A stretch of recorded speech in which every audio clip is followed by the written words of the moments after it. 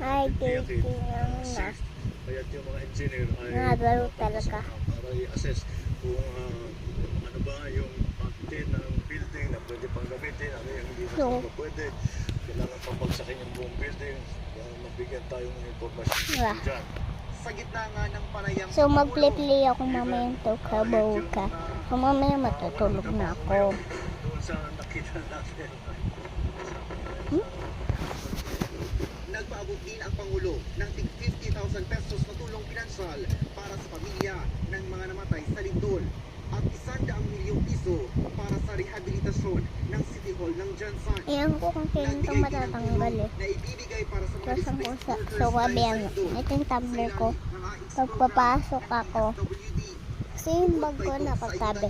Maliit na bag lang muna. So ginamit ko yung bakunan ko na bag.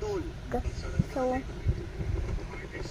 kasi sinabi ng teacher na ang supply ng kuryente at tubig sa lugar, pati na ang pagpapadala ng relief goods. We are also working very quickly open lahat ng mga daanan para kung kahit saan makapasok na yung mga sasakyan natin, magdala ng tulong, mag-ayos ng mga electricity, ng mga water system. Basta mabilis na ang pagdala ng servisyo. Mula sa GMA Regional TV, Argil Relator, nakatutok 24 oras.